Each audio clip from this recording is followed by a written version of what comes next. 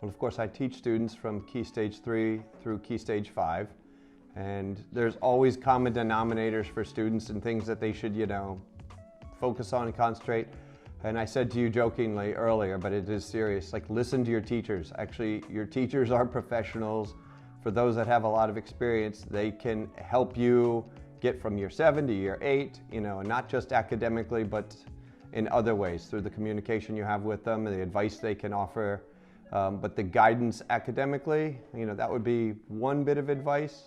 And I think the other bit of advice, especially for students going from year 7 through 13, that's the period in your life when you're trying to figure out who you are, or it's a part of it, it's part of the process. Figure out who you are as a person and all that. So try to figure that out and then just be yourself, and try to be sincere and honest when you're, dealing with your classmates and your teachers and even your parents. Be nice to them too.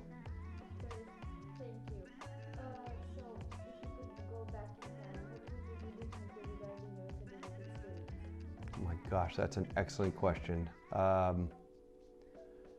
I think when I was certainly in grade school and high school, I did well in school, in high school, but I put the minimal amount of effort in.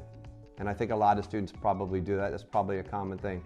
I did what my teachers asked me to do, and I did well. And when I went to university, the same thing. I did what I had to do, but I never went beyond to try to investigate in the subjects I was most interested in, or the topics I had, or the courses I took.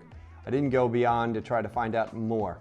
I was always satisfied with the minimum, which isn't really good. So I think in looking back on my academic career, I would probably just try to explore the topics I was most interested in more. And I realized that, I guess, most when I started teaching some of the topics. Obviously, I always liked history and government classes and PE especially. And once I started to teach those, I learned so much more because I did go and do extra and more research and more, try to comprehend the events and cross-reference them to other things I had known. So I think that's what I would change. I would probably be a little more inquisitive earlier in my school years. What is the common trend you have detected in your successful students?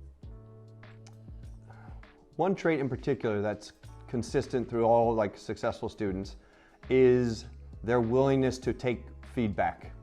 You can give them some kind of assignment, you can give them some kind of activity, and they'll do it to the best of their ability. And when they do well, the feedback you give, which is positive, they just add that to their repertoire and they build on it.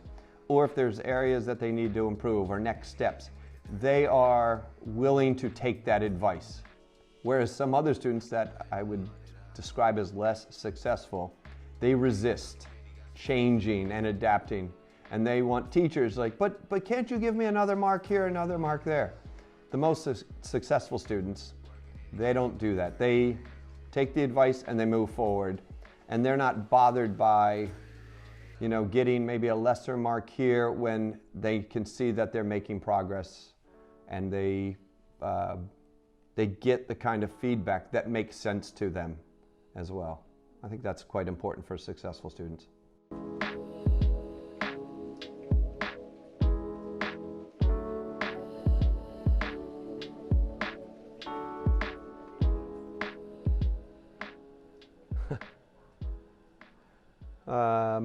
I don't know the answer to that question, but I don't think so. I think education is the same now as it was 100 years ago in most ways. This is like a history question. How far has education changed? And I think in most ways it's the same. The differences are the tools that we use in schools.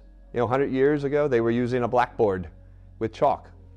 30 years ago they were using a blackboard with chalk. So nowadays we have whiteboards and we have iPads and we have computers and we have presentations and PowerPoint and Google Slides and Google Classrooms, and we have all these tools, but the most important consistent factor in education, which shouldn't change, is if you have a good teacher in the classroom, whether it was 100 years ago or 40 years ago when I was in school or now, you have to have a good teacher knowing how to communicate their message with the students, how to set up a lesson, how to engage the students, how to get the students to judge themselves, evaluate their own progress. And so public education, all these other like measurements that we have, they're good. They tell us something, they give us a message, but old-fashioned teaching and communication between students and teachers is the same now as it ever has been. That will always remain the same, and we all know this from our experiences of having Zoom lessons for the last year and a half. You can't replace direct communication with a computer screen or the internet or some other means of modern technology. You need good old-fashioned communication between people.